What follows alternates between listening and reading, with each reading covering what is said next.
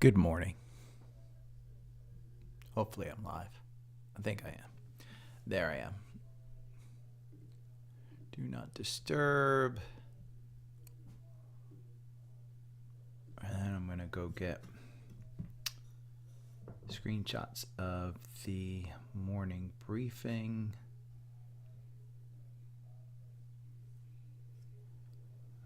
Seeking Alpha.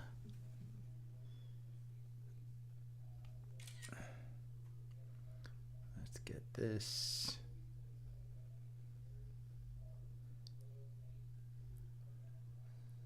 Copy and delete. That is the core portfolio. Let's put this up top.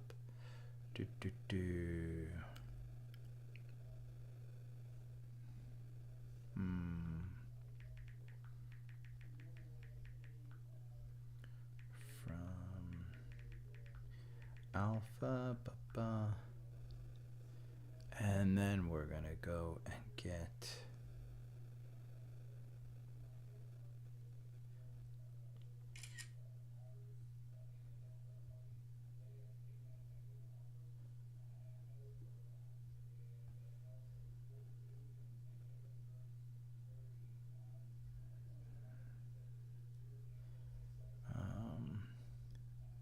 copy and delete, and then trading. Done. Okay. Now I think I've got to get out of my notes. Oh, there. Oh, it updated real time. Morning, Joe. I got to hit the YouTube on this one. And then thumbs up.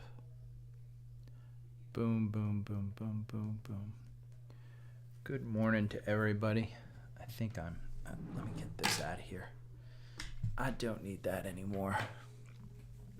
My iMac, what is this? Let me see. This is a 2017 iMac, late 2017. I think I bought it in September or August. And it is no longer updatable from Apple. So it's a little weird, but okay, we're going to get rid of, remove all the annotations. We're going to get rid of those. But you can clearly see we're in an upturn now. This weekend's war has caused some issues. Why is that? Oh, sweet. You can move those up or down. Huh. I don't know what that means, but this looks like it's interactive now. They definitely changed the font a little, or the brightness. Morning, Cecilia. Morning, Q-Tip. Money. I did really well on Friday, by the way. And this morning even, what's PXD at? Let's see. PXD in pre-market is up another 2%. I put this in the paid newsletter, and I'll get rid of it just because. But that's where it's trading at today, where it closed at 237. Where it closed at Friday, I should say, 237. I bought more at 234, so if the $60 billion figure goes through, you got an 8% gain. Now, that means, obviously approval, blah, blah, blah. It's not immediately, oh my God, it's 260. But it's going to get damn closer to 260 as we get closer.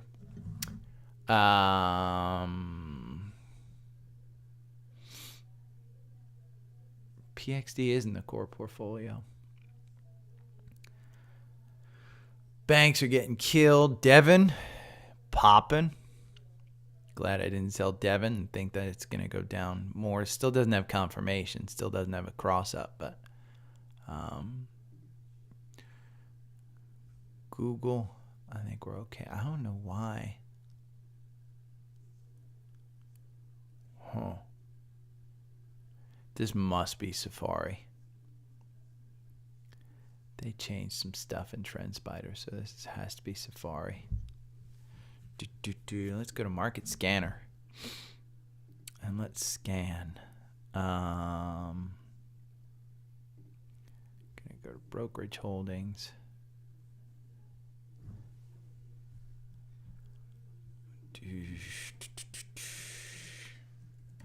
Scans. Morgan Stanley, PXD, Wells Fargo. Did PXD have a cross up? Yeah. I don't know. Thought it was already in there. I see. 4 hour. Yeah, 238.85. Huh. Interesting. I mean, imagine those people that bought it right here, 214, when I pounded the table and said, you want to get it, but wait for confirmation. And then they didn't wait for confirmation. And they just went ahead and boom, bought that one. Yeah. Okay. Core investments, let's see. Simon Property Group. My parents were at a outlet mall. Boy, look at that. That poor move. I have no doubt it's going to get back to that 120 though. This is the consumer being weak and interest rates going up, and that was just bad September. I thought I was going to use the 200-day as a bounce up. Did not. It'll get back there. We're going to remove all those annotations. SPG, let's go to... I have to probably put some covered calls in here. JEPI, KNG. What is KNG? Oh, Dividend Aristocrats. Boy, look at that one. Let's look at a weekly on this.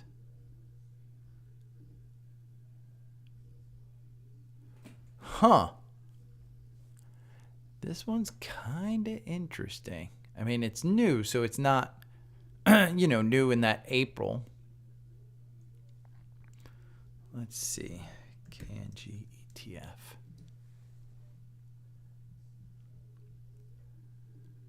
Let's see what they do. Target income ETF seeks expense ratio 0.75, so it's a little bit expensive. 30-day yield is 1.79, 12-month 4.96. Distribution though 12.69. Interesting. Let's go to, this is KNG.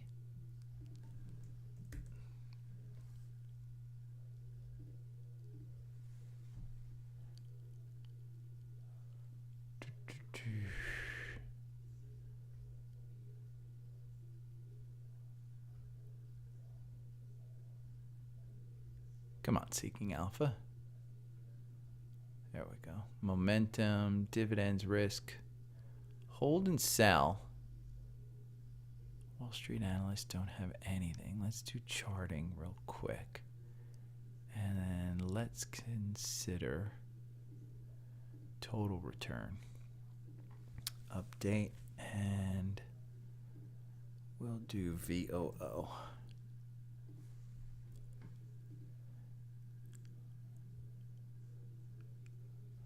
So 1 year, because it's lost its capital. 3 year, because it's lost its capital. 5 year, because it's lost its capital. 10 year. Here's the thing: if you need income, this isn't a bad thing, but you're missing out.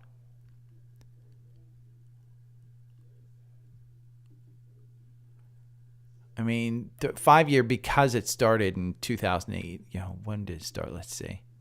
4/2/2018. So 5 years, about the max that you can look at it. But K&G, it's interesting because it pays out here. Summary dividend rate $2.40. Yield is 5.1. Let's look at the dividend. Dividend yield 5.111. 5-year growth rate 43.73. Less announced dividend. It pays out monthly, it looks like, or quarterly. That's an interesting one. I had forgotten it was in the core portfolio. No, I don't want. Why is this giving me an alert? No. Home.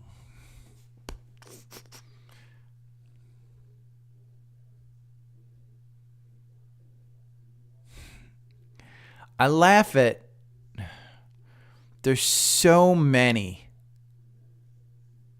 bad articles that are written, even on Seeking Alpha, and it's not Seeking Alpha's fault. It's, Apollo commercial. This dude must publish at least 2-3 articles a day.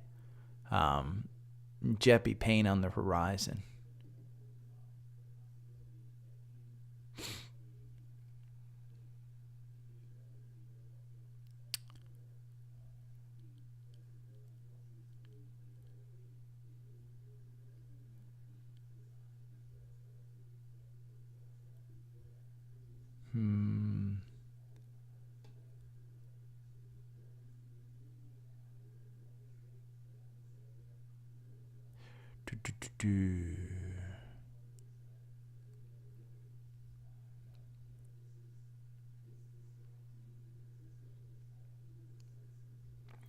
Interesting article, but I don't want to do anything on covered call ETFs and stuff like that. But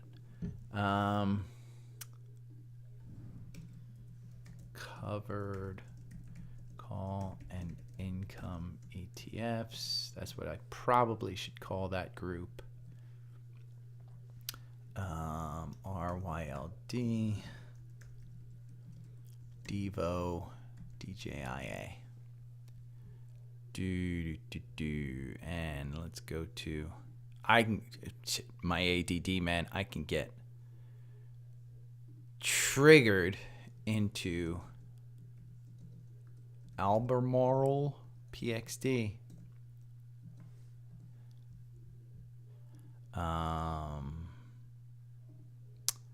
Levered ETFs, let's see. Ooh.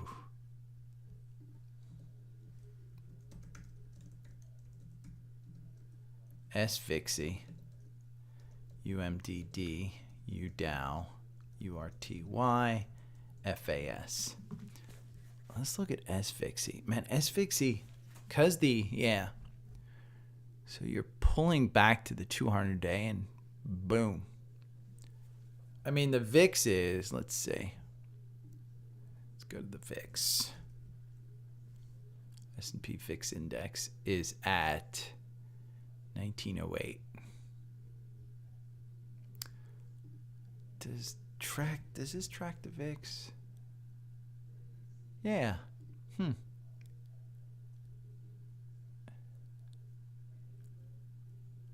I guess it's a little bit off. Oh, 1908 is actually a live reading. Wow. Okay. So this gives us, 850. I was going to say 17. So the VIX closed at 17. It's up because of the war. Interesting. I didn't know that. I guess I should have known that, but TrendSpider displays the VIX. Oh. Vanguard. Low cost ETFs. VXUS, VSS, VTV, VWO, VB, VEA. These are not trading. These are if you want to get entries into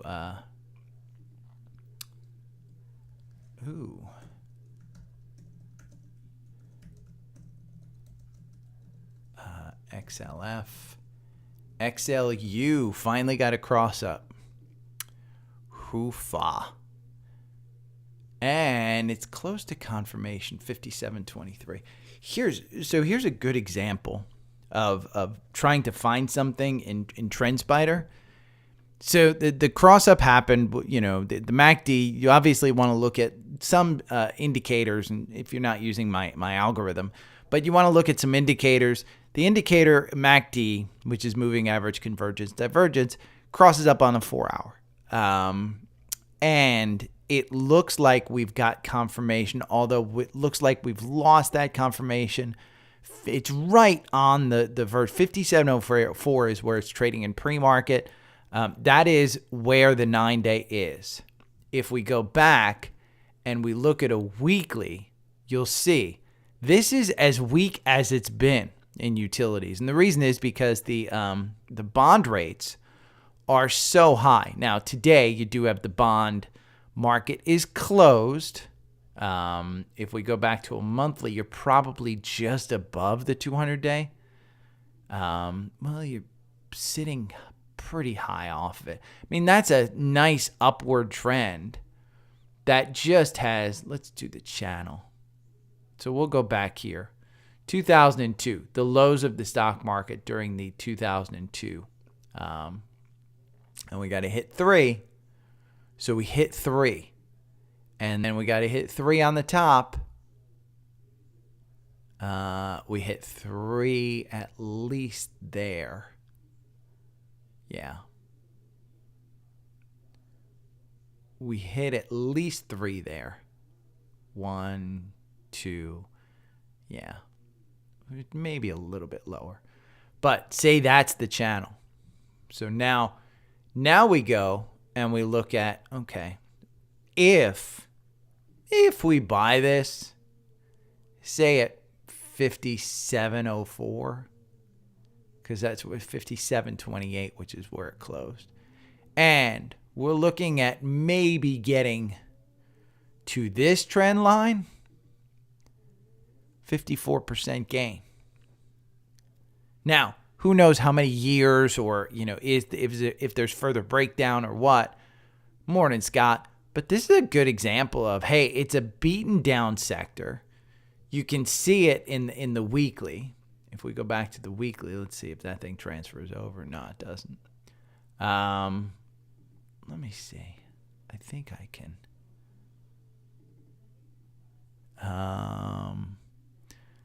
Display in all workspaces. I thought there was a display in all time. Nah. Time frames. Nah, just in all workspaces. Okay. But you go back to, you know, assume that this one, you know, that's an all-time high of 85. It'll take a long time to get to 85. But if you're into, you know, kind of sitting there and waiting, you're looking at a pretty good, you know, here's the channel for this one. Let's go and pull this back to maybe the 2008. See if I can get, nah, I guess I can just get the 2011 lows. So here, 2011, that's a long enough time frame. So if you assume we're at the bottom right now, and then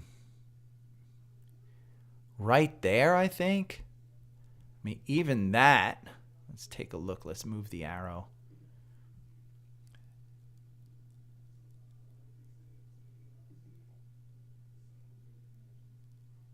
That gets you up to 77, that channel.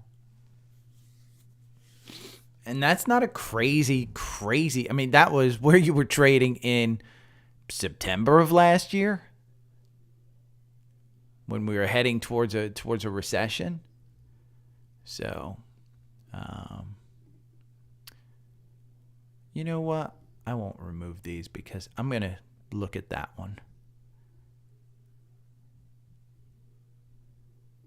We'll go back to a 4-hour. Just getting back to a 200-day.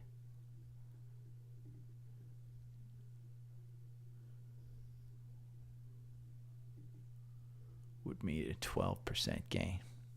Morning, Eric. That's a nice one. There we go. Okay, spider sectors, and then I'm going to look at my own personal list, which I do not share. I don't share this list.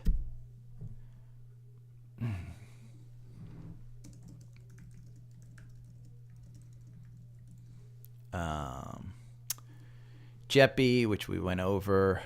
I mean, this is one that pays, 10% dividend? I'm not a huge fan of it, but Atlassian. Starwood, which is a travel. That's going to get killed a little bit. It's kind of even in pre-market. Enphase. I mean, let's look at Sedge, because Sedge is an Israeli company. That's down 4%. Okta. I don't see anything that really tickles my fancy that, oh my God, it's down enough that I want to look at it. Okay, so let's look at the Dow. We'll look at the Dow first.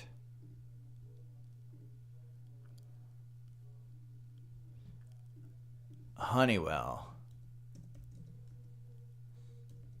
3M, JP Morgan, and Home Depot. That's a lot of Dow stocks. Morning, Brandon. Brandon, that was put in there just for you. I think I put a rocket emoji in there too.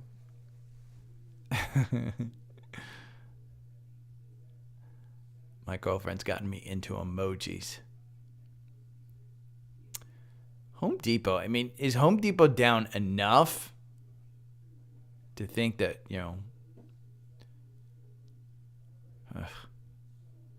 Let's look at NASDAQ.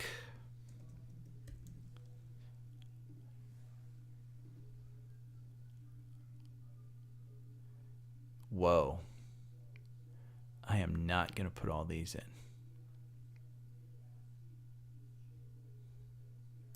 Constellation Energy. CEG. Let me see what this one what Seeking Alpha thinks of CEG. Hey.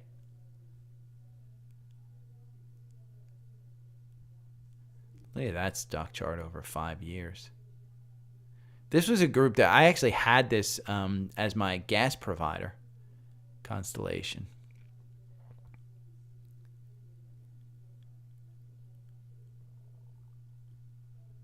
I mean, it's a utility, so you know what? That deserves to get in there.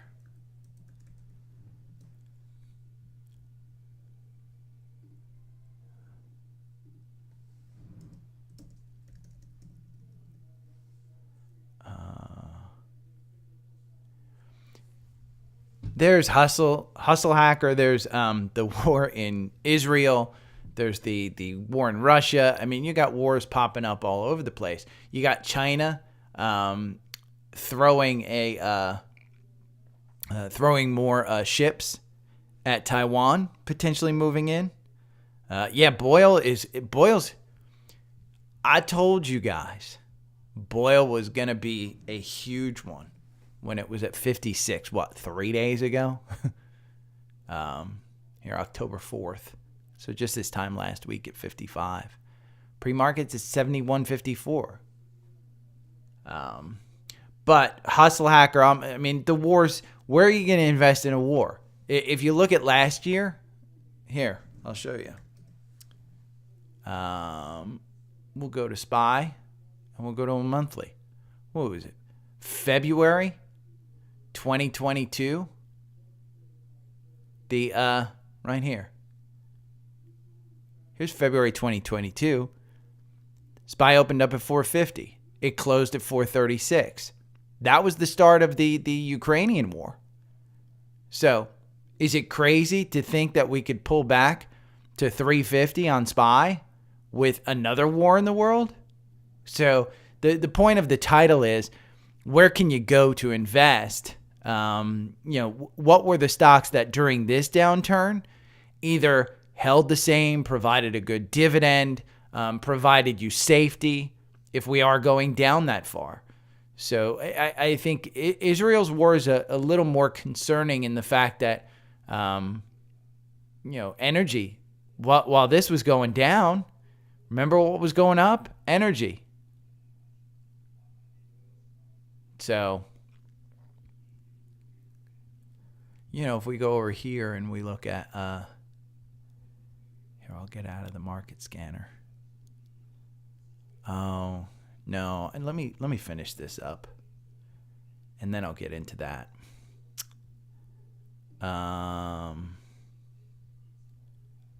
XEL. This one's just, that one's hurt. Melly. We'll put in Melly. O'Reilly. Death Cross. That one might not be a bad one for I think it's still a little bit expensive though. CSX. Texas Instruments. Let me listen. If you want to invest in that one, I don't think it's a Honeywell, Enphase, Workday. Workday's an interesting one. Workday might be coming off. I mean, we talked about any reaction is an overreaction. Okay, let me scan S&P right now.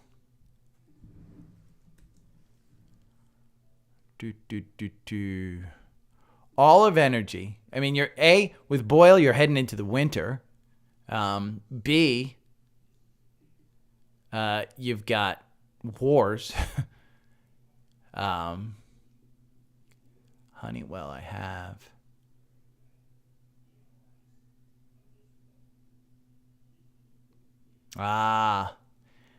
Hustle Hacker. Betterment. I talked to them about an affiliate deal. Betterment. Any of those auto kind of things. The other thing, Hustle Hacker, don't, and if you're new here, A, first subscribe, but B, I would say from and kudos on being a full-time musician. That's a little bit of a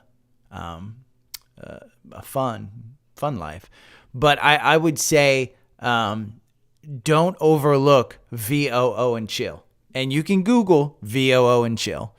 But there's two things that I would look at: VOO and chill, and the three fund portfolio. So either one of those two things, along with a broker.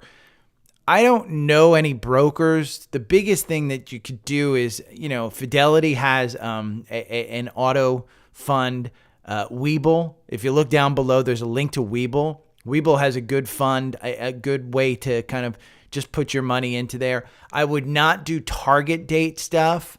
I don't believe in the target date stuff. I think they're just, it's just a guess at best, and you're paying too many fees. But VOO, VTI, any of the Vanguard groups, Vanguard ETFs, total market index, and the S&P tracker.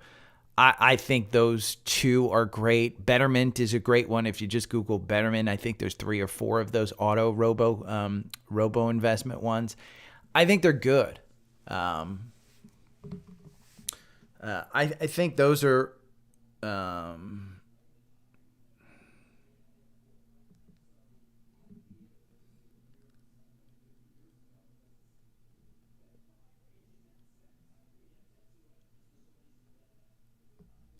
Why did that happen? Hustle Hacker. I have been less likely to pay fees. Warren Buffett says it. He says rather than pay a broker fees, because many of them don't beat the S&P 500, just find an S&P tracker fund. And VOO is the most common. SPY is also a more common one. Just Google S&P tracking funds, and you'll see a ton of them. Spider has a bunch. VOO, there's VOO. Schwab has a thing. Yeah, I would be less likely, unless you're a musician like on Bon Jovi's level who can afford buy-ins to hedge funds.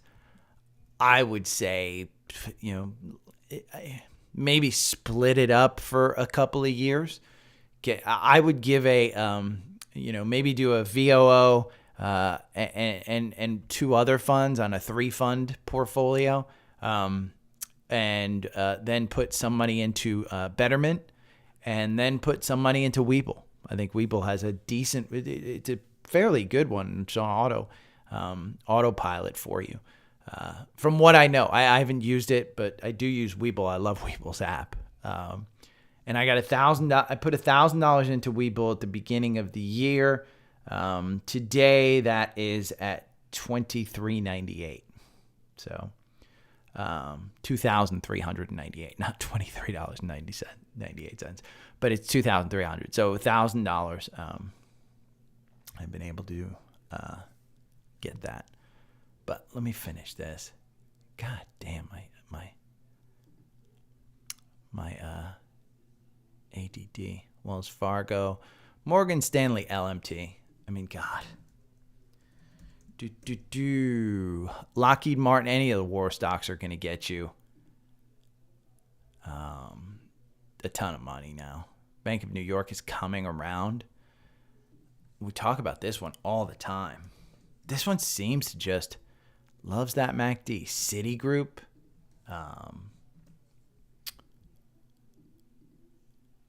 Southern Company, utility. Home Depot, Yeah, Hustle Hacker, like Christian says, VTSAX, VFIAX,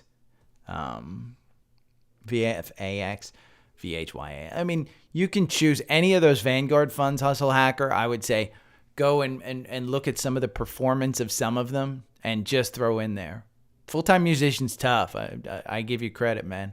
I tried it in my early 20s. No, late teens.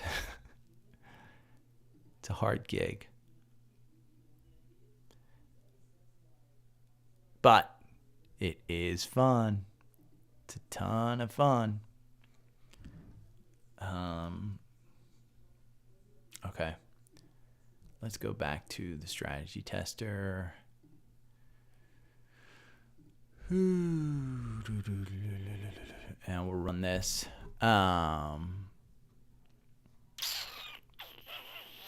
Look at that. I mean, 3M I would not get into, but I put it in there.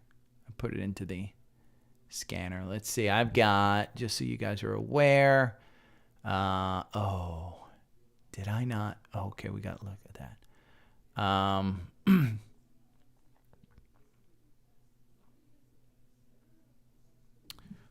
do have a Game of Thrones shout out. Winter is coming on Boyle. Boyle's a good one. I mean, shit. Let's look at the 65-minute. How does the 65-minute algo do on Boyle? Still loses you money, but holy shit, look at that. I mean, 57 on what? October 5th, which was Thursday? Wow. Eric, you just got to trade this one on a short time frame. I even the 65-minute on Boyle scares the hell out of me. More than likely, I would probably do a 5-minute time frame on Boyle because you want volatility, and that's what you want in a stock that you're going to trade. I'm going to do after hours, display extended timeline. So 5-minute, see, it's already losing some of it. It might gap down here. This is just the gap up that with the open at 4:00 in the morning. But 69, 1.07 might be a good support. If we pull this back to where we opened today. Let's pull it back. Let's pull it back to where it was really trading in pre-market here before Friday. That's Fridays. I would say if you want to get in, anything under 70 might not be a bad entry point. The 200 days at 57. The 50, it's just getting, you haven't quite gotten a golden cross on that one. Let's see a 4 hour. I think you've gotten the golden cross already. Let's zoom in. No, the 50-day on a 4 hour is just starting to turn positive.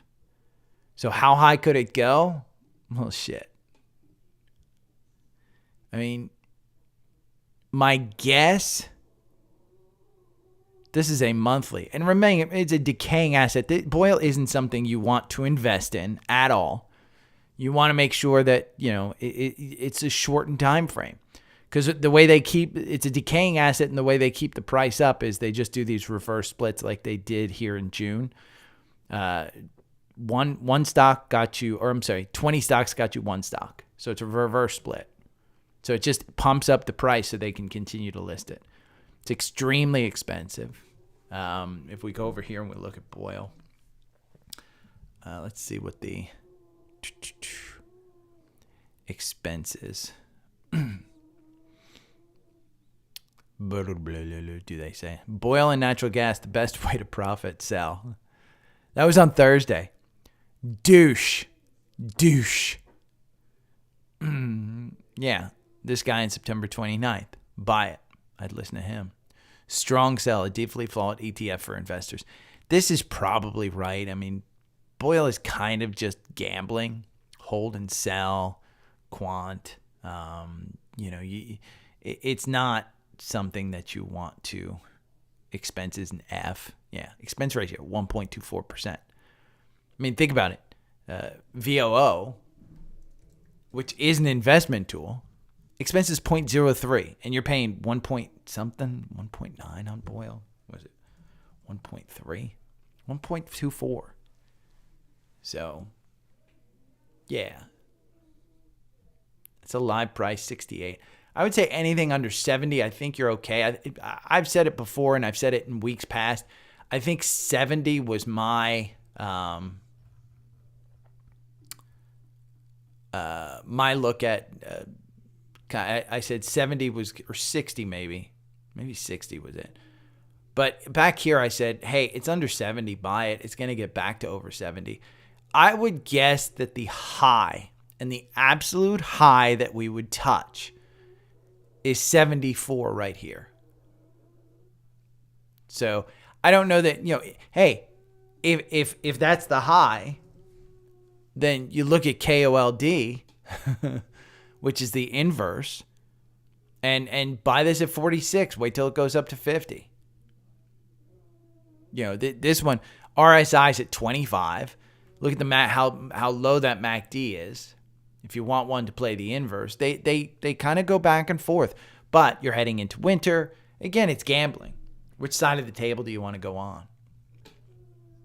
So, SPY is down 0.52%.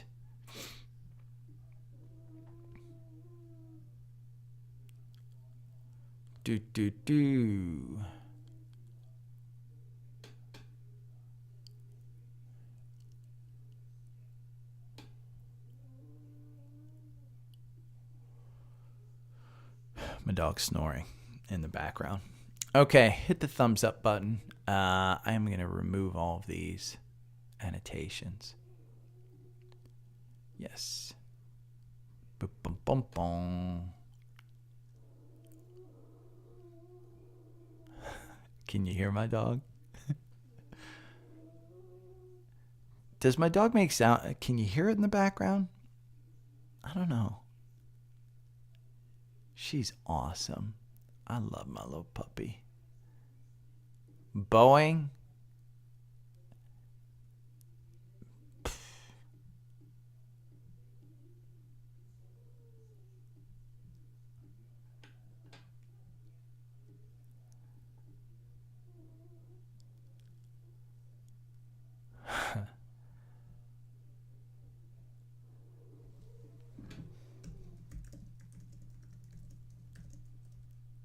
LMT. Give me some war stocks. Let's look at, I want industrials, aerospace and defense. There we go. Boeing, RTX, LMT.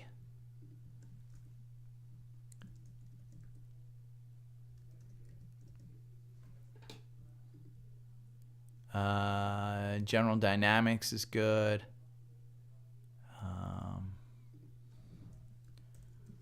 There we go.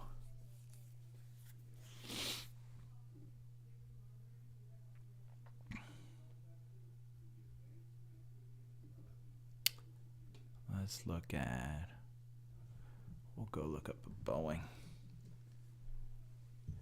Aerospace and defense. Let's look at low PE stocks.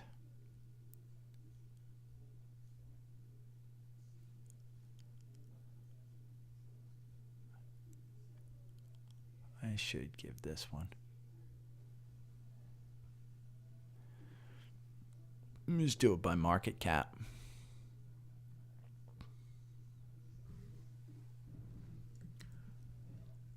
I'll include this by market cap. 71 Aero and defense stocks from Finviz.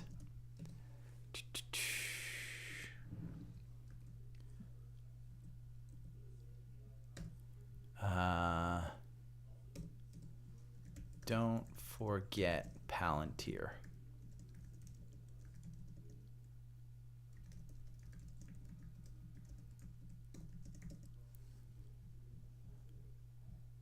Is Palantir up? Let me see. Palantir should be up. Down 1.5. I mean, shit. Buy this one all freaking day long.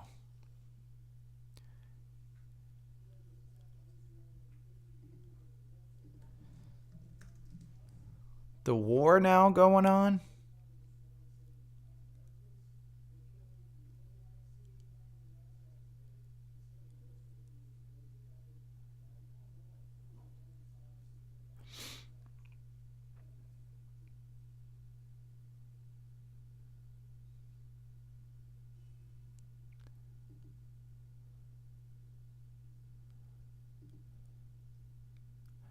Yeah, I think this one's a probably good one.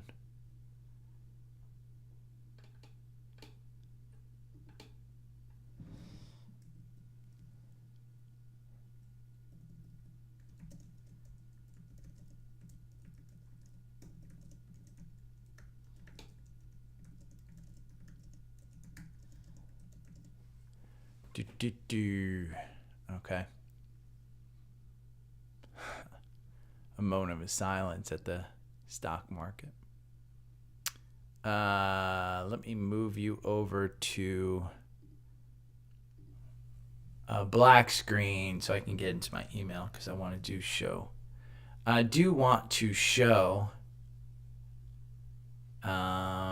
Yes, and that's my personal one, so I didn't want to show that. I want to get to the daily stock pick. And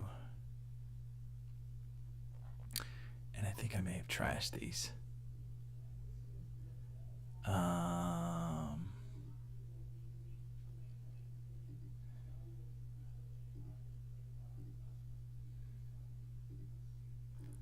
And I know I'm now live.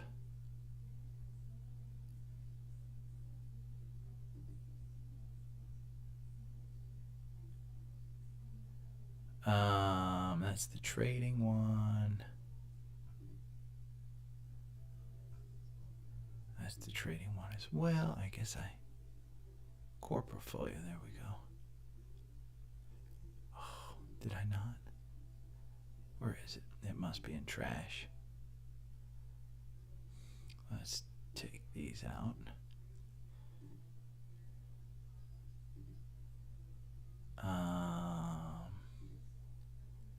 Trash, pre-market of core portfolio. There we go. I want to show that. I'll close that.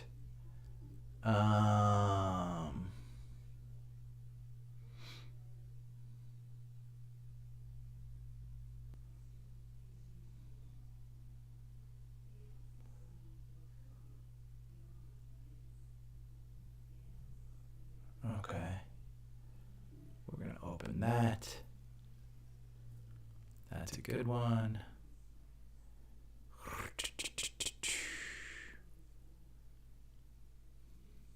Yep. Okay.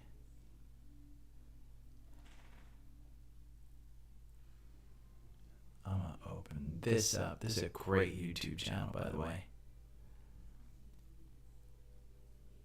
Hi guys, welcome back to the channel. My name is Dave, and today I want to take a look at JEPY, which comes to us from the NCT. Okay. We'll include that one. We're going back to SPY. Okay, I'm going to start up the podcast now. Let me move you back to Big Cam. Big Cam.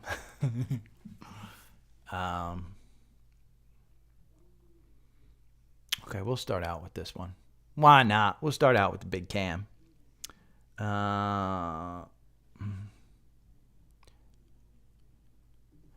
Good morning. It's Monday, October 9th. I'm on Big Cam. If you're watching the video, Big Cam. You can see my hair's still a little bit yellow. Got one more dye round to go. And then it will be white. Big news of the weekend. I put out the, this isn't the big news, but I put out the weekend paid newsletter. If you want to subscribe to the newsletter, it's dailystockpick.substack.com. The weekend ones are paid for. A few stocks I really liked. I included a bunch in there. I think there were 4 or 5. Even a bonus one. If you listen regularly, you could probably figure out which ones they are. But I do want to give the paid subscribers some benefits, so I won't be going over that. If you just subscribe to the newsletter, the weekday ones are easy. They're free, and it comes to your inbox, so you don't have to listen to my voice, 5 times a week, 4 times a week. So, yeah. If you want to look at that one, go. If you want just all of the links for the podcast, it's Linktree, linktr.ee/dailystockpick. You got all the links, like TrendSpider. You can get my 4-hour algorithm with a special offer. Get $50 off Seeking Alpha, which I use regularly. I'll go over. Webull, best broker. I love the app. I put $1,000 in there. My big portfolio is in Fidelity, but I love Webull. There's the newsletter, $20 off your Visible phone service, $20 off. Your phone service is only $25 on Visible, so it's $25 a month. This is the phone service I personally have. I love it.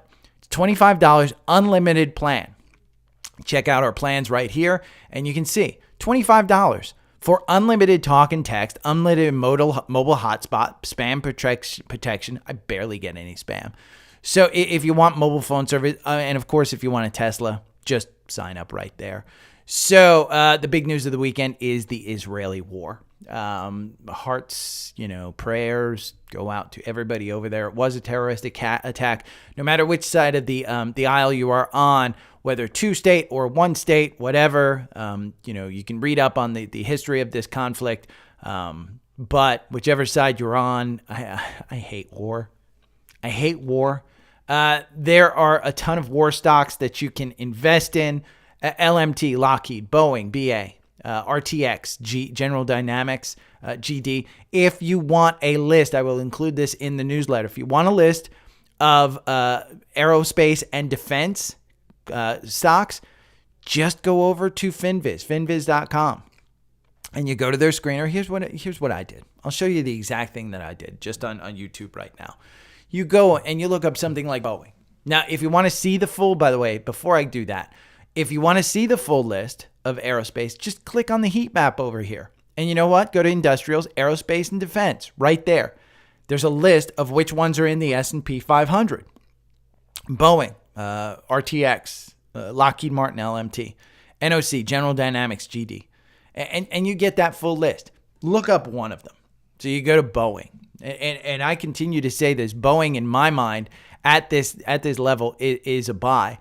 But you can click right here, aerospace and defense. What I did on the link in the newsletter is I said, okay, give me the big market cap ones because I don't want small market cap ones. I want big ones. So Boeing, RTX Corporation, Lockheed. We talked about RTX being a beaten down stock because of the there was some scandal or something that happened. This one's just at its is it going to come back now with a potential war and increasing the supply and increasing our defense budget, increasing everything of that sort? Let me go to the small boy. But yeah, is it going to come back? You could look at it. I mean, I don't think it's a bad one. It's been beaten down, but we still don't have confirmation. It is up 5% in pre-market to 73. That puts it up here over the 9-day. So we've got the confirmation. Is this the time where the death cross actually turns around and we start to move positive? Could be. It's not a horrible, valuation on the stock.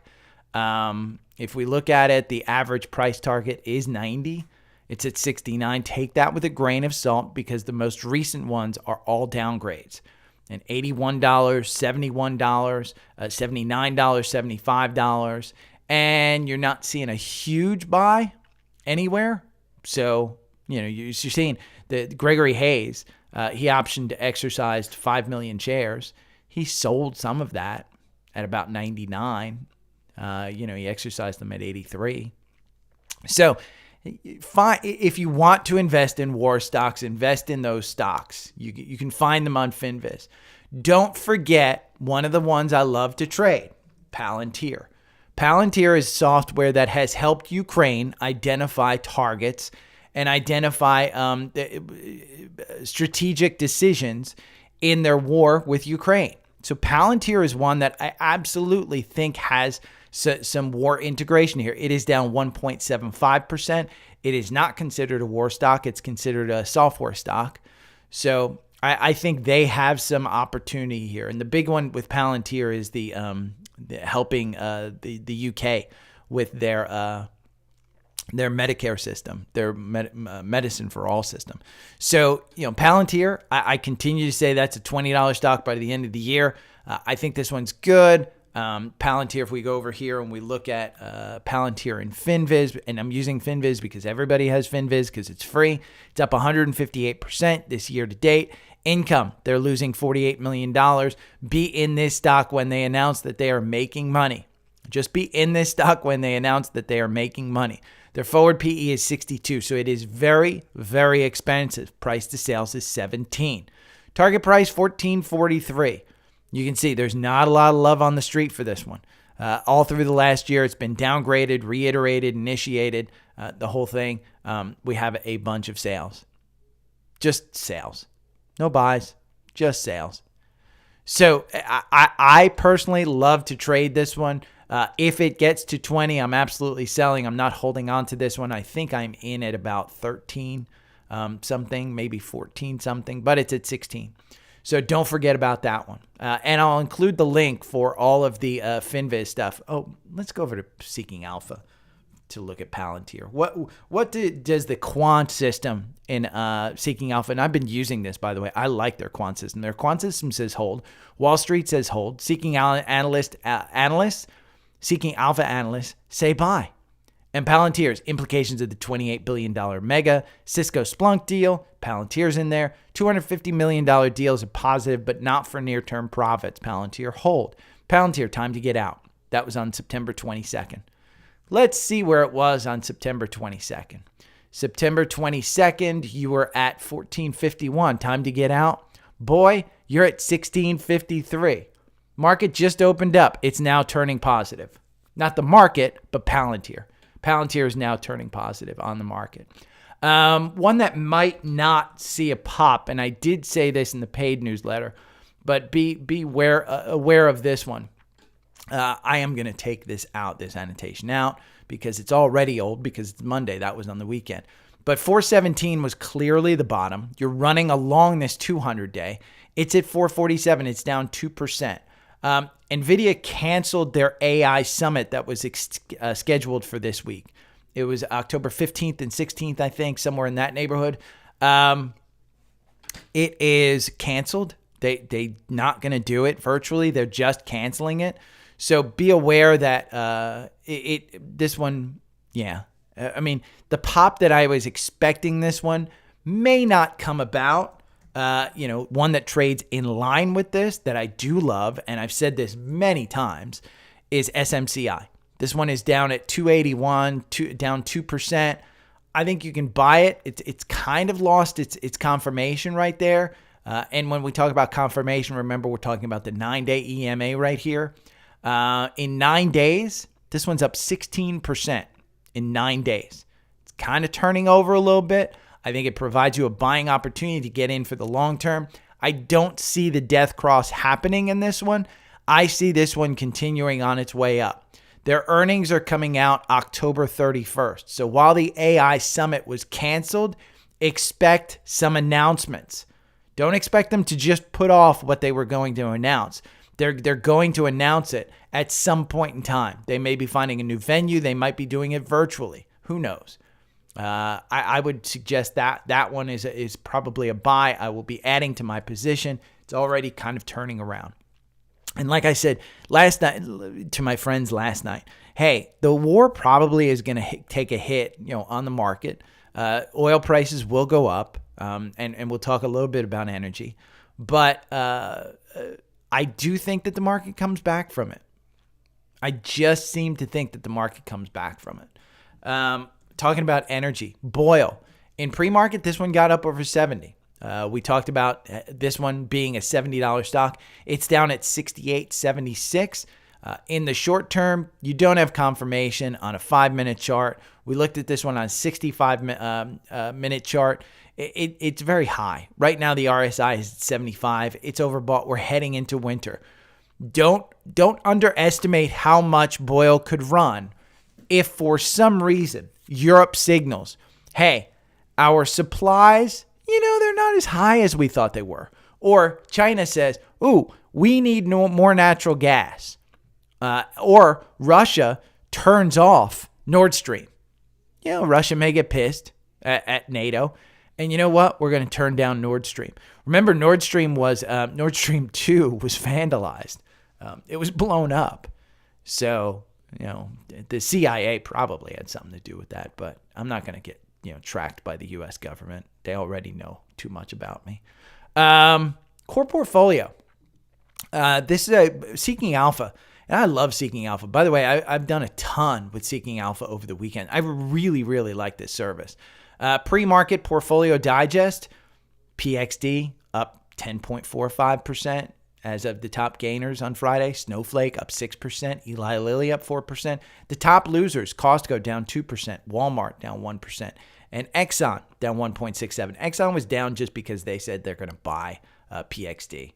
So that's going to take a hit. You're still going to get a huge pop in Exxon. Exxon is up 3% today. PXD is up another, 0.24%. PXD is kind of calming down a little bit because it wasn't announced over the weekend that Exxon's going to buy them. So there's some thought. Maybe the stock ran up too much and it's too valued, blah, blah, blah. I still bought at 234. I'll show you PXD's chart in a little bit. But here, Exxon, you're right around the 200-day at 105. If you didn't buy on Friday, I don't know why you didn't. I say that anything under 110 on this one, I think you're fine. You're going to get a nice dividend. You're going to get a nice buyback. You're going to get some nice value out of this October 26th. Oil prices are up. You're not going to see this one go back up to 120 overnight. But you are going to see Exxon continue to move up. Energy is going to be one of the things that takes a nice little pop. As far as the trading portfolio, and by the way, if you want to follow any of these, SavvyTrader.com. SavvyTrader.com is a place where I journal all of my trades. It is 100% free. Savvy Trader is 100% free. There is nothing in Savvy Trader that you get charged for from me at all. There is nothing that, if you want to journal your trades like I do, that you get charged from Savvy Trader at all. I have a core portfolio, which I put stocks into that I think are good to buy. I also have a trading portfolio, and that trading portfolio is in Seeking Alpha. And so when I got my email over the weekend, Palantir, DraftKings, and AMD were the big winners. This is where, this is the trading portfolio. You can see I'm down pretty much on today. But if you look overall time, SMCI, I'm up. Palantir, I'm up 17%. Meta, I'm up $210, up 5%. PXD, I'm up 1%. That was one that I just bought on Friday. DraftKings, I'm up 2%. So, but if you want to follow me, it's savvytrader.com/daily stock pick, and you can follow both of them. But I do like that I get these summaries, and these summaries are great on the weekends. By the way, let's take a look at SPY again here. Now that the market's open, we can see where SPY is. SPY is up. It opened at, opened at 427. It's up at 428. So it's up right now. But TrendSpider had an interesting tweet. Welcome to Uptober. The next 4 weeks, I'll have a win rate over 70% for the S&P 500 over the last 15 years. Well, where do you see that? Well, you go into the seasonality here, and we can go weekly, week of the year. And we can go back to, they went 15 years, so that would be what? Let's see. Let's go back to, there you go. Next 4 weeks, we'll go back to January 2009. There you go. Week of the year. Let's see. Next 4 weeks, 67%. Next week, 79%. Following week, 71%. Following week, 79%. Yeah. That's a crazy, crazy good, if you want to buy into SPY. Now, we've got a war going on. We've got differences, blah, blah, blah, the whole thing. But SPY, you had this buy down here at 424. You're at 428.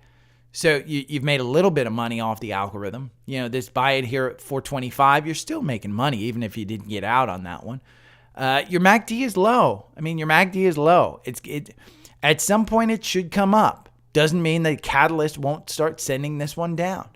And we can talk about, this Kobesi letter. This remains by far one of the most troubling charts in the market, despite the huge run higher in treasury yields and simultaneous drop in bond equities remain strong. Historically speaking, U.S. treasuries and equities have traded with near perfect correlation.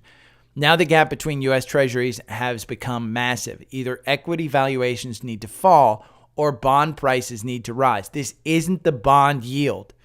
Understand, this isn't the bond yield. This is the cost of the underlying bond. And so the 10-year treasury right here is in red. And as you've seen bond rates go up, the 10-year treasury cost has come down.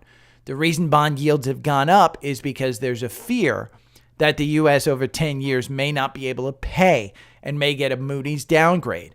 And so they're having to pay more interest out, which means that the bond prices go down. The white line that you see is the NASDAQ 100. Now, that is the super high growth. So, yes, it has traded in correlation. This only goes back to 2021. So it hasn't traded for this long. It is super, super concerning that this rate has diverged that much. So the question is, what's going to happen? Are the bond rates going to start coming up and the bond yields start to come down? Well, if the Fed starts lowering rates, that's exactly what's going to happen. And that may be what they have to do. And so the equity prices will continue up and bond rates will continue up as well. And maybe bond rates actually start to move up. The bond cost, I shouldn't say, the bond cost, not rates, but the bond cost will move up. So it's a little bit troubling. I'll put this in the newsletter if you want to see it. It's an interesting one to see. Let's go over to Savvy Trader because I want to show you.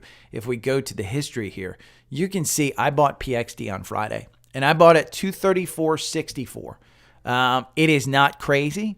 I bought at 34.64 thinking, and I put the note in here. I think XOM will buy them for $250 a share. In between now and then, we will see a special dividend based on higher oil prices. I already own a bunch, so this is just adding to my current position. Let's go over to PXD.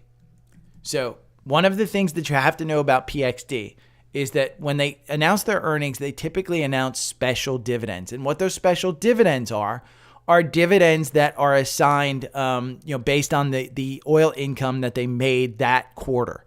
So October 26th, 2 weeks from now, is their earnings. They had a board meeting over the weekend, I believe, to talk about these earnings and to talk about the PXD. Exxon had a board meeting over the weekend to talk about the potential PXD takeover or buyout. And I think that's kind of where it stood. Didn't happen. I'm not upset about it because October 26th, if I bought at 234, my thinking was, hey, I'm going to have October 26th, I'm going to get another special dividend. Well, let's go over here to Seeking Alpha. First, we'll go, you know what? We'll go to the free version, FinViz.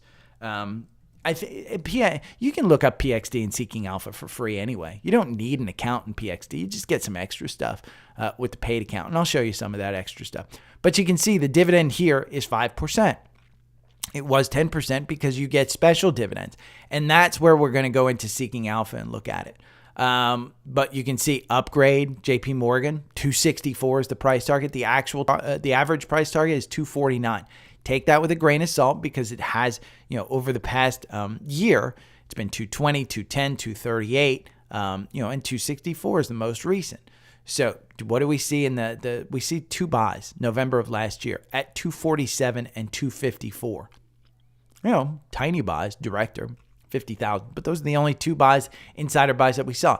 Now, if we go to Seeking Alpha and we do PXD and we look up Pioneer Natural Resources, remember FinViz said that the dividend was 5%. So let's go over here and we'll look at the dividend here. Now, there's a lot of articles here about the deal getting killed, blah, blah, blah. One thing that I want to look at is the quant rating, which is part of the paid service of Seeking Alpha. And again, if there's a link down below for $50 off, it's $189 a year, and I'm totally getting $189 worth of value off of this. But the quant holding is 3.27. Wall Street has both. Wall Street has it as a buy. Seeking Alpha analysts has it as a buy. Not super strong, but 3.62. Remember, this is a 1 to 4 rating. It might be a 1 to 5 rating. 1 to 5 rating. The valuation, D+. They say it's too expensive. The growth, it's an energy company. It's not growing. Profitability, A. I mean, they're lowering their cost, increasing their profits. Momentum, B-, revisions over there. Let's look at the dividend. Because Seeking Alpha gives you, and this is free too, you can see the dividend going forward is 2.11 because they announced special dividends. You can see the dividend yield right now, 5.06. 4-year average dividend yield is 5.06. You can see the dividend yield here. Look, last year when price of oil was super high, even this year, it was a 15% dividend on March 17th. Now, as the price of oil has come down, boom, it's come down. 10-year. Look at how high that is. Again, in March of this year. So here's the dividend history. You can see 11% total in the year of 2022. So far, average yield this year has been 11.37. So we've kept on that 11% dividend rate. Now, it's been lower because they haven't paid out the special dividend. You can look at the dividend history right here, and you can see here's the payouts. So see the special? It was only 59 cents back here in September. Now, in May, it was $2.09. That was the special one.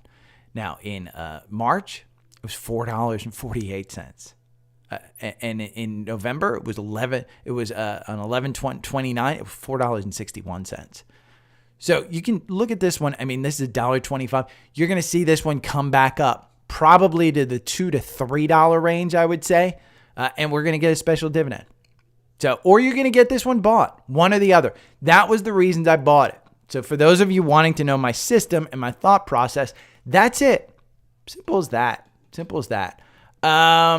Coke. I know I've been down on Coke. Not cocaine, Coca-Cola. KO is the symbol. This one's becoming very interesting. There's a couple of reasons Coke is down. First is that the rumors that the weight loss drugs are going to get people not to drink as much Coke or eat as many snacks. It'll be fine. It's so diversified. That is an overreaction. Absolute overreaction. The second is that the earnings that are coming out on October 23rd, they may get hit with the strong dollar because they do have exposure to currency. And with a strong dollar, they're going to actually make less money. It's going to look like they make less money. So that always, typically Wall Street firms kind of pass this up and they don't worry about it. But it is becoming interesting based on just a historic level. Now the PE is 21, super, super expensive. Forward PE of 18, super expensive. It is down 16% this year. It is 2% above its 52-week low of 51.55, which we just hit. So am I a buyer in this one? I am not. Am I a seller? No. I am somebody who's just sitting here holding. And we can go over here to FinViz and we can look at Coke. I think they're actually a buy in some. Yeah. Buy, strong buy. And the quant is saying buy this one because it's so low. So low. Price and dividend history, you can look at this one. Historically, it's just come down to probably where it was in 2022, which was 56.38. I mean, you can go all the way back here. It just trades in this super tight range. $60 is the price that I'm comfortable trimming this at. I am not comfortable trimming this one at 52 because I do think that it comes back. It's got some issues, and you can read about the issues if you want here on Seeking Alpha. You can go to FinViz and look. The unfizzing Coca-Cola thing, this is September 21st, rating downgrade. And all of these articles you can read on Seeking Alpha, or you can just go over here to FinViz and look at the articles below. But Coke, it's compelling. I may actually buy more. I'm a little bit disturbed by how badly it's been beaten down. The 10 largest stocks in the S&P 500 have performed extremely well in 2023. First one, Apple. Apple is up 40% year to date. This one's down 0.29. You're not going to lose that confirmation. Don't be worried. You're going to get back to this 200-day at 182. It's on that run. Apple has just been a winner in 2022. Microsoft. Microsoft is up 35% in 2022. In 2023, I'm sorry. All of this is 2023. So Microsoft is up 35%. Google is up 53% year to date. So this one still has confirmation. That 132, great buy. Anything under 130 is a fantastic buy in this one. I would consider this to continue going. October 24th is their earnings. That's going to be a day where you're going to wish that you would have owned it because I think they're going to have some AI announcements. It's going to make them shoot. Amazon is up 47% year to date. This 128 buy, even though you're trading at 126, you've lost your confirmation. I'd be a little bit worried. Here's the thing about Amazon. Amazon up year to date 47% sounds great. Maybe I should trim it and maybe I should sell it, blah, blah, blah. I don't think so. Amazon is getting, the reason you want to buy on this pullback is the pullback is based on the FTC lawsuit. The FTC lawsuit is a win no matter what. If they win and Amazon is forced to break up, you get AWS, which is the growth portion of Amazon. If they don't win, you continue to own AWS, which is the growth portion of Amazon. No matter what goes on with AI, Amazon wins because Amazon has Amazon Web Services to run. Llama, which is Meta's large language model, you've got to use it on Amazon's AWS. So you can use Llama for free. What I heard a great, I think it was on the Tape podcast, where the guy's talking about, what Mark Zuckerberg does. What Mark Zuckerberg does, he's a genius. He actually takes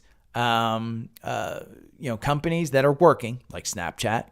He couldn't duplicate Instagram. So what did he do? He bought Instagram. He couldn't duplicate WhatsApp with Messenger. So what did he do? He bought WhatsApp. But he's a genius at coming up with just copying. Now, what's he doing with the Meta the Meta glasses, the new ones, the AI glasses, that the virtual reality glasses, the metaverse, whatever you want to call it?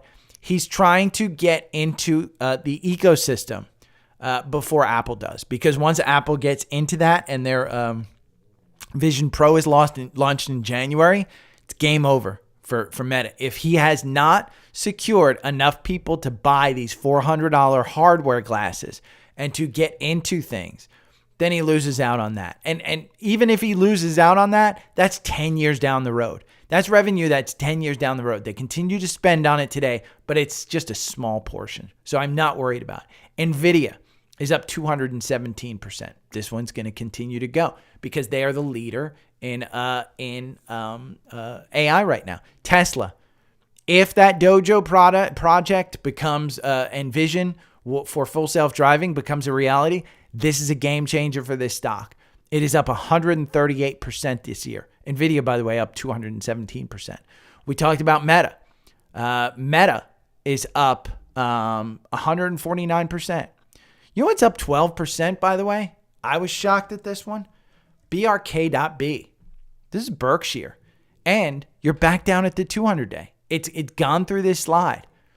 You're back down at the 200-day. Is it expensive? It is a little bit.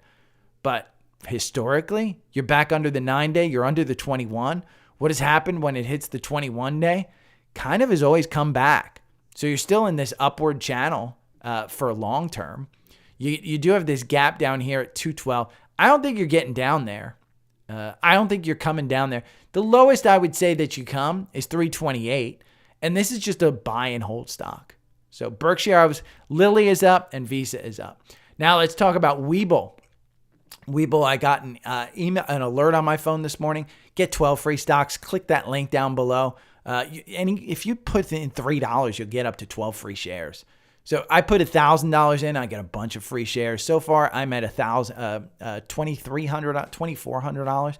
But I got their alert, and there are 3 stocks that, in particular, the 3 largest cap companies that are reporting this week. UNH is reporting on Friday. I've said, hey, I think this one under $500, absolutely a buy. I was pounding the table. I bought it way back here at like 480, way back in March, I think it was. 480.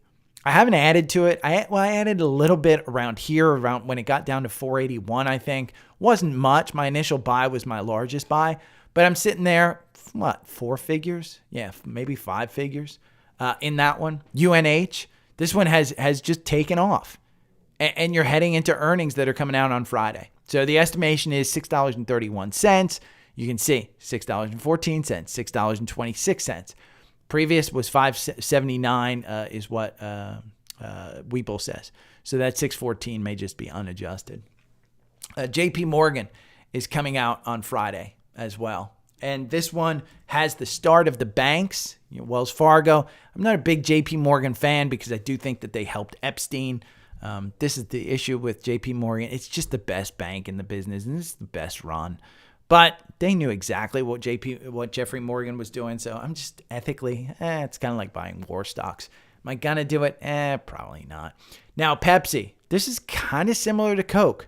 They come out tomorrow, and I think it's after the bell. This should be a good, it's pre-market tomorrow. This should be a good indication of Coke. And where is Coke going to go? Because if people are pulling back on their snacking, on their drinks, this is going to be the first indication of that. If those weight loss drugs are actually taking effect and we're seeing a decrease, this is the first indication that you're going to see. So those 3 stocks, United Healthcare, JP Morgan, and Pepsi, are the biggest companies ranked by market cap that are reporting this week. My weekly stock pick this week, if you guys don't know, my weekly stock has a newsletter, myweeklystock.substack.com. You should subscribe to it, absolutely. Even though he's down 9% in 2023. Look at down market last year, he was up 13%. I think the S&P was down 13%. He was up 13% in 2021.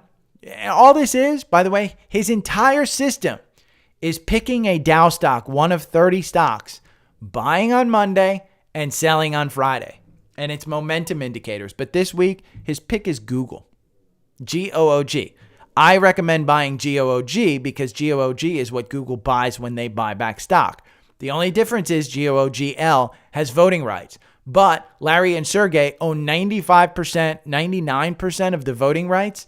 So GOOGL will never get you voting rights. So you might as well buy GOOG. If we just let's look at GOOG versus GOOGL because it constantly changes which one's actually doing better. Let's look at the difference. Select symbols and we'll look at GOOGL, Google, and we'll trash the S&P because Google does beat the S&P. Now 1 year, GOOG 39.57, GOOGL 39.72. 3 year, 83% for GOOG, 82% for GOOGL. 5 year, 142 versus 139. 10 year, 410 versus 530. But that's because GOOG, that's just since GOOGL was out in 2013, but GOOG comes out in 2014. So there's that gap. I have no doubt GOOG actually outperforms it. And it's look at the 5 year. So if we go to a custom date, no, we can go to a custom date, I think. I don't need to go back to a custom. Just buy GOOGL. That's the one that you want. There's an interesting YouTube video from Wealth Adventures. And you guys always ask me, I get emails a lot about these high-yielding dividend ETFs, JEPY and QQQY. They are rumored to be paying 60%. Let's look. JEPY, the yield is rumored to be 60%. So let's look at this one. It is enhanced options. And let's see, the yield, 4.79. But if you go over here, let's see, JEPY, 57.51%. It's all kind of just based on 1 month because they're so new. Don't believe it. And he goes over a lot of this in this video, but there's 0 date options, 0 date put options. He goes over everything. Daily options, usually high fees, 60% yields. It's new with super low float. So understand these are ones that you may lose the capital on very quickly. There might be a rug pull, most likely not, but you could lose your actual asset rather quickly. He even says it's akin to 0 day options gambling. That's essentially what it is. It's gambling. So watch that video. I'll include it in the newsletter. Now, I'll also include a falling wedge in force scan from TrendSpider. This is, you can import this scanner. Falling wedge is just, hey, this might be a rebound. If we're in for a rebound, these stocks may, because they're in a falling wedge, you might want to take a look at them like Nike, quality company at 95. Verizon, quality company, 7% dividend yield. Disney, Nelson Peltz just said, hey, I'm going for a board seat on that one.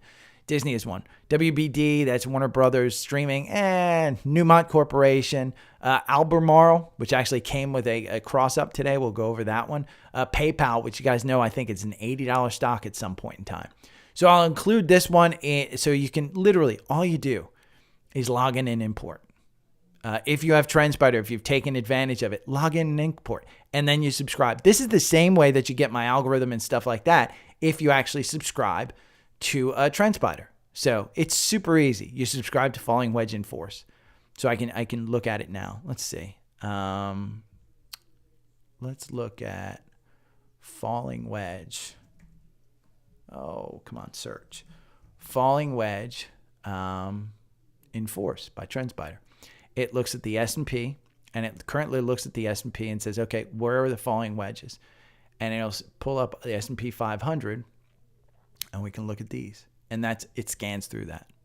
So I think you can even do it falling wedge. Yeah. falling wedge enforced by TrendSpider. So we can scan that one. You can actually, we'll just stop it. You know what? We'll look at it in the core portfolio. Let's look at it in daily stock pick core portfolio. Corp investment scan. Microsoft's the only one. So Microsoft has a falling wedge in the daily, and you can see that. I don't have it displayed on my thing, but you'll see it. The falling wedge is boom, boom, boom, and it's in force. So it looks at price, falling wedge, short term, price close, falling greater than the falling wedge. So it's a rebound scanner. I like it.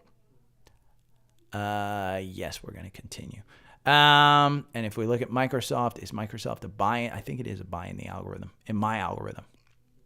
Microsoft, yes, 316 was a buy. It's at 326. Now, Mabel from Spotify wants me to look at Cart. She says, hey, I want you to look at Cart. You guys know this is Instacart. It's brand new, so it's not very, analyzable. I've said, hey, don't participate in IPOs. And the reason I say don't participate in IPOs is because they typically just, because your pricing, I think, was at $31.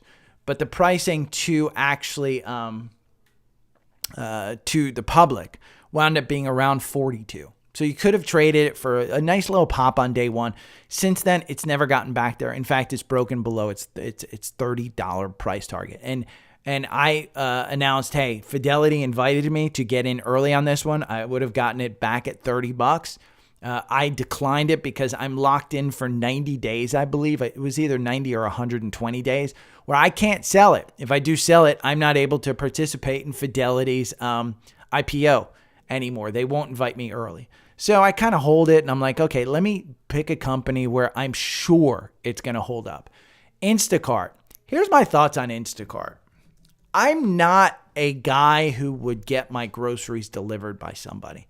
I do have neighbors who do this, mothers with kids, but here's Instacart's fatal flaw. Instacart went after Walmart, and they said, hey, we want you guys to use Instacart, just like they did with Publix, with Kroger, with other supermarket chains. And they went out and they said, hey, we want you to, use our service, and our service is better, and we'll organize it, and blah, blah, blah. What did Walmart do? Walmart went and built their own. What do they need Instacart for? So when you have scale, you don't need Instacart. And that's the problem I have with Instacart, is that, yes, they're a great platform. Yes, they get the drivers. Yes, they're good on certain things. I'm just not a fan because, A, I wouldn't use it. B, it's easily integrated by or built by a retailer that has scale. And C, where are they getting their money from? They're upcharging you because they've got to pay the grocery stores the same price that they would pay, to you for groceries. Are they getting the discounts? Say Publix says buy one, get one free. And you buy that. Well, maybe they're paying giving it to Instacart as well, but it's not like you're getting a better deal. So I'm not a huge fan, Mabel. Doesn't mean that, hey, these guys couldn't get some type of huge contract. The average target price is 31. Right now it's trading at 24. I still think it's overvalued. The price to sales, they don't even have it. With an IPO, you're going to have to wait until the first earnings call to really understand this business. The roadshow, they give out a little bit. And these buys that you're seeing at 1 million shares at $30, those are just ones that were given out and they had to buy it and they bought in early. So at $30 was the buy-in there. You're seeing this one on September 21st. They sold at $30. That's because, this was part of the reason that Instacart went public. Is a lot of these companies had huge dollars in the last funding round that were put in.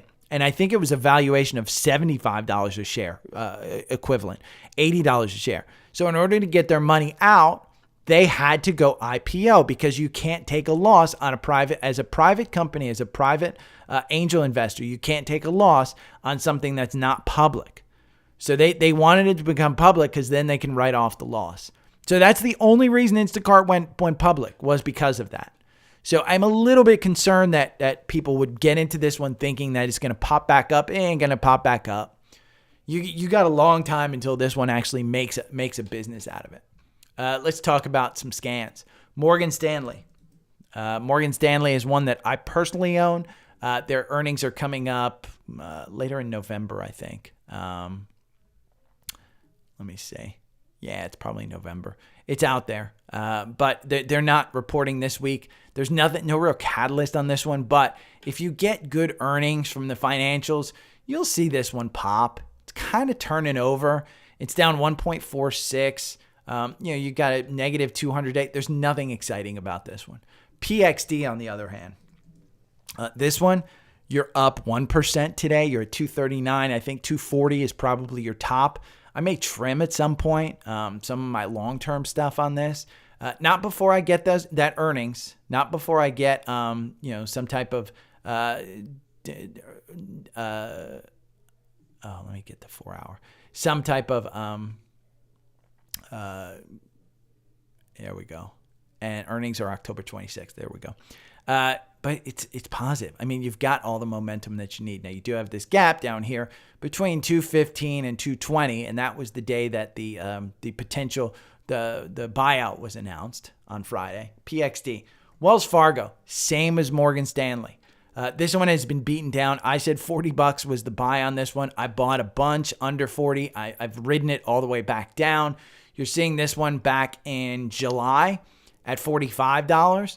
I'd buy it here at $39.69. Again, you may be waiting. We don't know what the long-term bonds are doing to these financial companies. Bank of America, Wells Fargo, there's a rumor that Schwab is going to take a huge loss between their long-term bonds that were paying out at 2%, where they had to take the losses from the Fed on that, and TD Ameritrade. There's a lot of thought that Schwab has lost a bunch of money with the TD Ameritrade stuff. So you're going to hear a lot about that. But Wells Fargo, I think you're perfectly fine buying that one. Enjoy the dividend while you can. SPG, Simon Property Group. This is a mall owner, kind of like a REIT, pays a nice dividend. Let's see, SPG, I think it's a 6%, 7% dividend, 7.17. 103. It's 104.43 is the buy. I think you're fine buying there. I think you're getting back to the 200-day at 113. This is just, the weakness in the consumer. SPG, I think, is fine. Shell, this is energy. This is as far as oil goes. We had the bump up here at 64.55. You're at 65. I think you're fine. It's a little bit expensive historically if we look at a weekly on this one. But I think the price of oil continues to go up, and you're seeing this one continue to just rise. I think you're fine on this one, to be honest. The 200-day starting to turn. You had this golden cross back here in 2022, July 2022, where it's trading at 48, and you're at 65 right now. Shell is fine. Albemarle, we talked a little bit about this one as a energy company. Albemarle, 159.87. It's at 154. It's down 3%. Let's see. Honeywell came up on the scan as well. Honeywell, 159. They have something to do with industrials. So they probably make parts that go into war machines. So 184. Do you get back to this 202? Not recent, not like immediately, but probably a decent amount. I mean, long-term, this one, it's a good company. I mean, nothing that I would sink my entire portfolio into, but you're under the 200-day. What's happened the two other times that you've gotten under the 200-day recently? September at the October lows, then, July 4th here in 2022, you've gone back up. So I think you can play this one for a little bit of bounce if you're willing to hold on. 3M, I would not touch this company. They've been embroiled in lawsuits over earplugs with the military and other things and the masks. I'm just not a fan. I mean, this one has continued to just slide, and they've continued to just, surprise on the downside. Home Depot. Home Depot has this was a $320 stock. Just what, a month ago? And you're at 292. That's a big swing down. I would wait for this one. I even though it's got the cross up, I would kind of sit there and wait. CEG, which is Constellation Energy. I'll talk about it a little bit. I think that potentially some of these utilities are a good buy. So I like that one. CEG. Workday. I'm just going over a couple of these. Workday. Any reaction in the market is an overreaction. This one got killed on its announcement that earnings will be down. Went from 226 down to 217.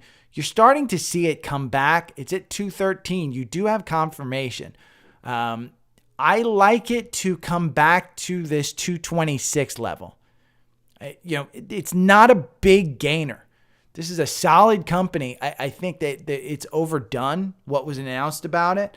So I think you're fine on that one if you want to invest in it. I'm not throwing money into it, but LMT, Lockheed Martin, we talked about the war stuff. This one is up 6% in the market right now. LMT is fine. The Bank of New York, I like this one. We talk about the financials and how, long term. I think this one just got beaten down again with some rumors about the bond stuff. And I think this regional bank is solid. BK is the name. Citigroup, this one, again, just like every financial, under 40, I think you're fine buying. I think this is a $47 stock. I think Citigroup is fine. Let's talk about another utility, Southern Company. This is my power company, Georgia Power. Southern Company, it charged me a freaking fortune. $63.49. It's under its 50-day. I think utilities are done. I will include a covered call option and income ETFs, levered ETFs like SVXY, UMDD, UDOW. They all got cross ups. Vanguard low cost ETFs. I'll include those in the newsletters. Two sectors that are interesting got cross ups and are bullish now. XLF is the first one. This one, 33.13. It's starting to turn on the 9-day. It's down a little bit today, 0.79. So be careful. What worries me about this one is on the 4-hour, you haven't seen the death cross yet. And it's super close, that 50 crossing under the 200. So yeah, this is super, super scary to me to invest in, but with risk comes reward. So XLF, I think the bottom side of this, I would say is 30. I mean, if we just look at a long term of this one and we look at the weekly, you're just coming to the 200-day, and the 200-day is at 32. So even if you go down to 30, if you come down here at 25, you're in real danger. I mean, we've got a bad economy if that comes down here. That is November 2020, where you gapped up. If we get down there, you're in real trouble. So XLF was one. The other one that is super, super interesting is XLU. This is utilities. And I'll show you a short term and a long term. This is the 4-hour algorithm. And this chart this line right here that shows a 12%, that's just getting back to the 200-day. Now, I would expect the 200-day to continue to slide, but XLU, if we get to, remember, bonds are closed today. So we're not seeing a huge downturn because bond rates might be going up, or bond yields might be going up. The problem with utilities is people use this as income. And with bond, the long-term 10-year rate going to 2.8 or 4.8, you're seeing people are moving to bonds and the bond prices are coming down. So it's actually cheaper to get income by buying bonds versus utilities. And your yields are typically better. So utilities, they were getting killed because of that. I think it's about to turn. And we can talk about this. You can look at the daily on XLU. It's kind of similar to the 4-hour. Just the 4-hour moves quicker. But look at the weekly. What I did with the weekly was I put in a channel. And I said, okay, give me 3 points on the downside going back to 2011. 3 points on the downside and 3 points at least 3 points on the upside. And you're looking at a 35% gain up to the top. Again, the RSI, these are super oversold. Doesn't mean that they can't continue to sit down here. But I like this as, again, risk reward. XLU pays a decent dividend too. Monthly. I said, okay, where are we on the monthly? Remember, this is a channel and it's not predicting the bottom. It's not saying that we hit the bottom. But if I hit 3 points in this, 1, 2, 3, it means that we've broken through that bottom. Means that this one might start coming up. That 9-day and the 21-day are just crossing the 50-day. That 200-day is still moving there. Now, if you pull the VWAP back to the beginning of that, you're looking at 55 as a support, as a volume support level. 55 is the volume support level. Once you get below that, it's between 47 and 55.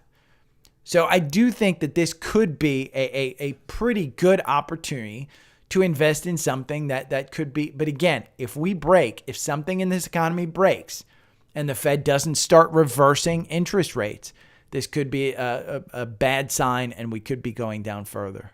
Again, this is COVID that you see, and the low was 43. Do we get back to the low of 43 when the world shut down? Probably not. But again, with risk comes reward. So there you go. That's a long look at things. But I think we have opportunity. I think this downturn. The downturn has already come back. I mean, the the Dow, which was down 200, it's down 48 now. So we've already started to come back. But remember, bonds are closed, so you don't have the bond rates hitting this. This is all war response.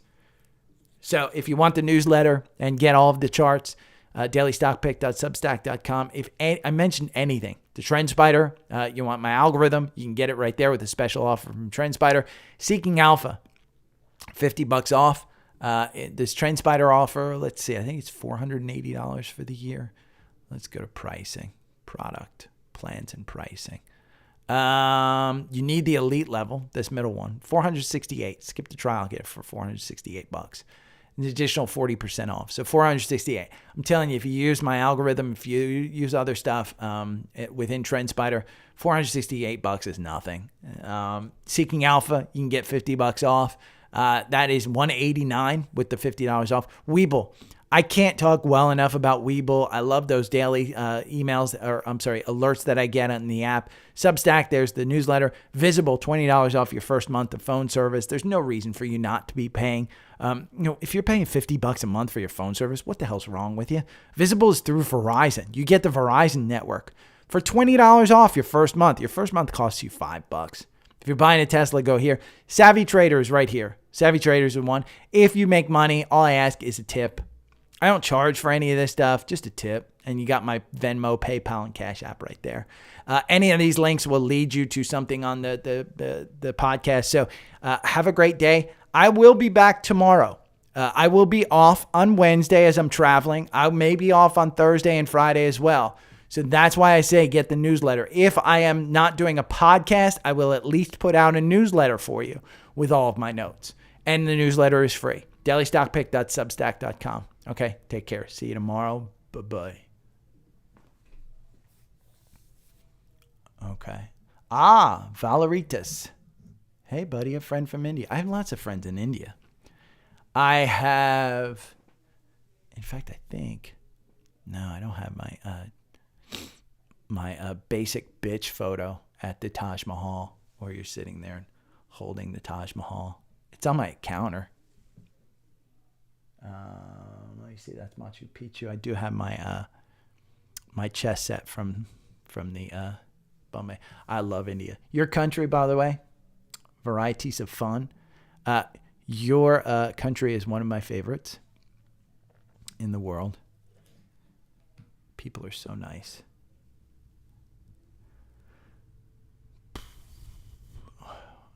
Have you been bag holding Palantir since $1.38, Brandon? Dominion, really? You're getting smoked by Dominion? That's the utility, right?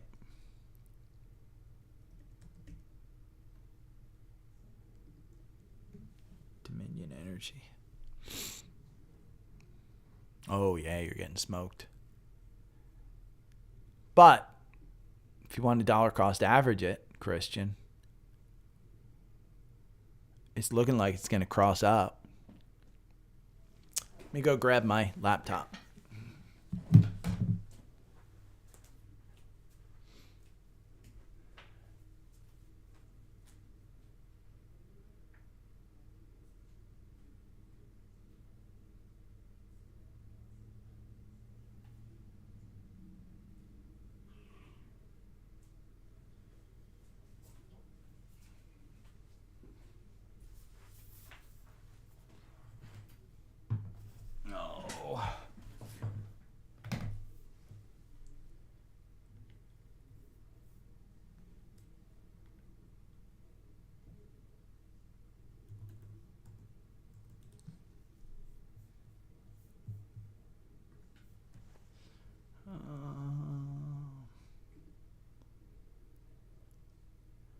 Share.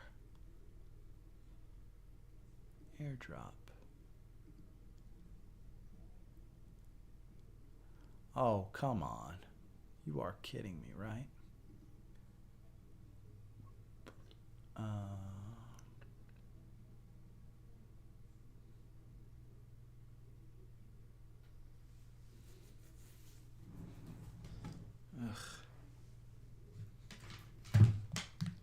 me plug this in so I have access to it. Man, there's got to be something. Yeah, okay, there we go. Arnav's MacBook Air. MacBook Pro.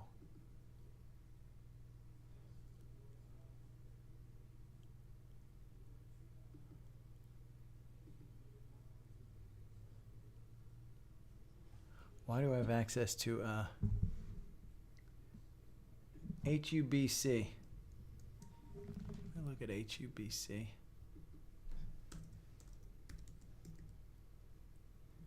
Hub cybersecurity. Man, I think all cybersecurity is going up today. I'll be right back.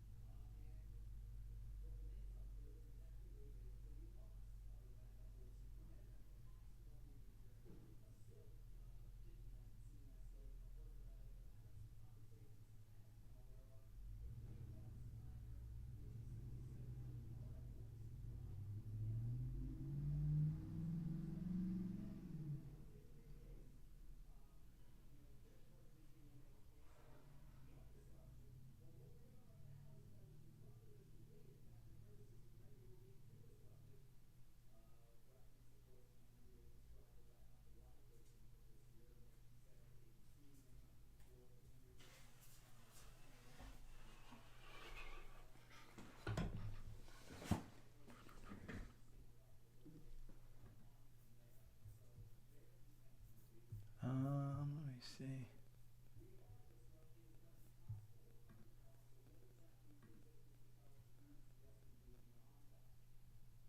Wow. I guess I went on longer than I expected.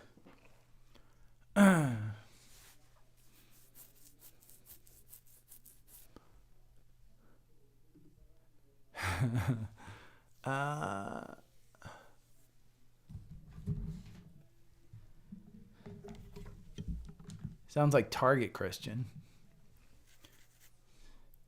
You've been bag holding since $1.38 on HUBC? Dude. Have we not gone over stop losses?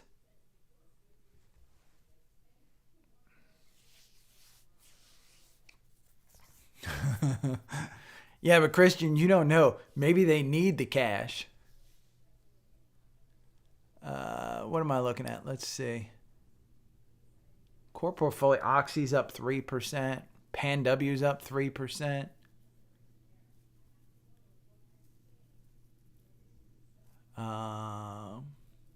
Amazon's down 1%. Devon's up 3%. Devon's getting that cross up. Devon's going back to 50. You had that death cross. Hey, Brandon, listen, I've been holding fucking Etsy. I mean, let's talk about stop losses. I've been holding Etsy. We got to go monthly on this one. I still freaking love Etsy. There's no reason that I'm holding Etsy since 273. I mean, yeah, it got down here in 2022, 74. And then came back, and ever since January, I mean, this has just been a nightmare.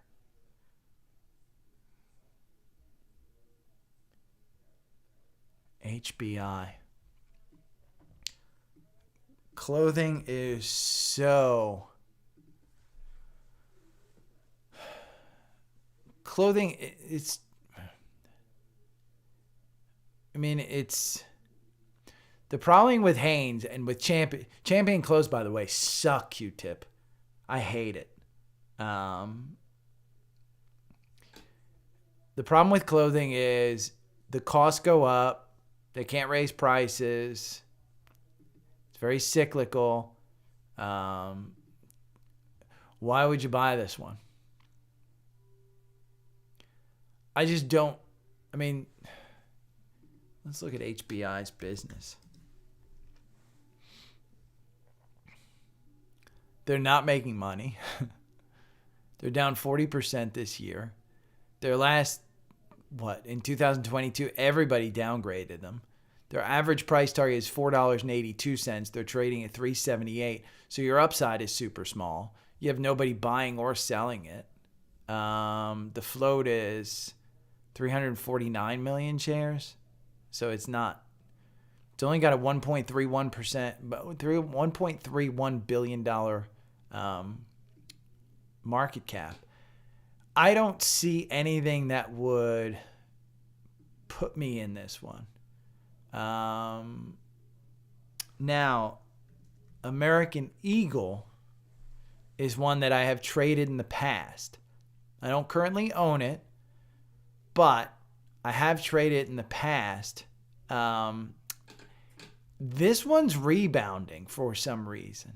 I sold it in, I think, December around around $11. I think I sold it in September or November of last year. No, if I sold it in December here, that's March. I think this was where I sold it at about 15, but I bought at 21, so I lost. So I would have had to wait for it, if I had held it. This was part of my dollar cost averaging stuff, where I just took my loss and sold it. So, I mean, the hottest brand is what? What's that douchebag? Abercrombie. ANF. Look at this chart. I mean, ANF. So Hanes brand is down 40%. ANF is up 142%. They're making $109 million versus losing. So I just, clothing is one of those things that it's cyclical and the cost is always up and, fads, and you don't want to hold on to that stuff. Like even Gap brands. Gap is GPS. I own this. I think Webull gave me a share of this and I'm down. But, yeah, I mean, look at Gap. Hot brand through 2021. I mean, this was, hey, everybody's locked in their house, but they got e-commerce right. And then since then, just kind of come back down. Yeah.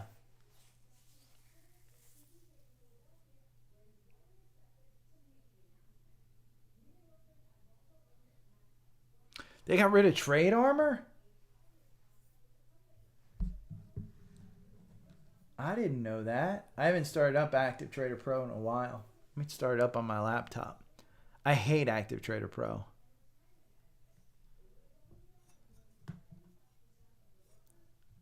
And it's because I use the Mac. And Brandon, I think you've got the MacBook Air, the M2 MacBook Air. That's probably running Active Trader Pro pretty well. It's on this Intel chip. It sucks. Let me see. Don't allow my microphone. You don't need my freaking microphone, Active Trader Pro. Why the fuck do you want access to my microphone? Oh.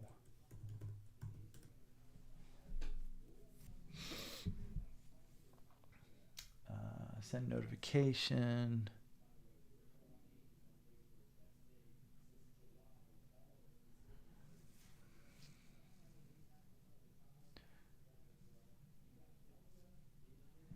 Yes, it's me.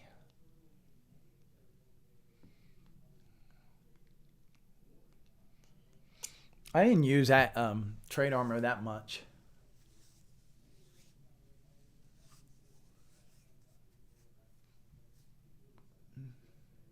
Yeah, they still got it. I was going to say.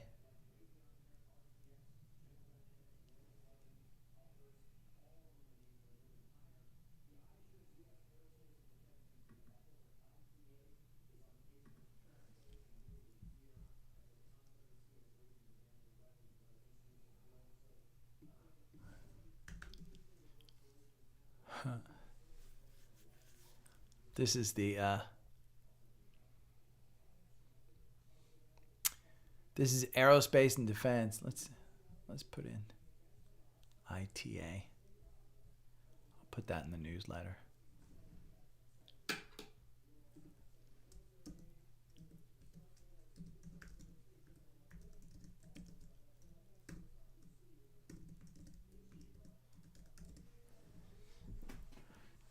Do.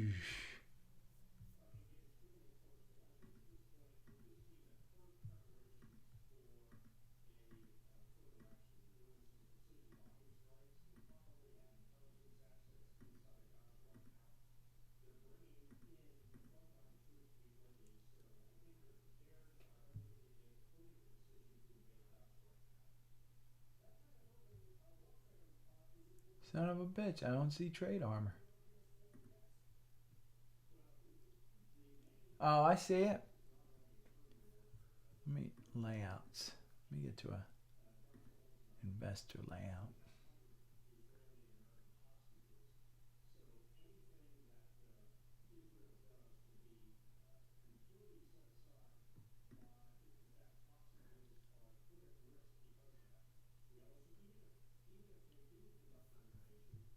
Okay.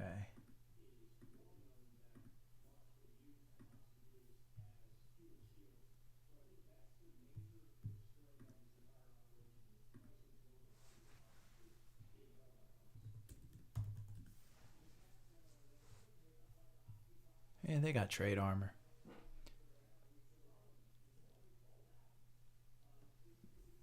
I still see. I was going to say, I think they've got. There's no patent that I'm aware of on Trade Armor.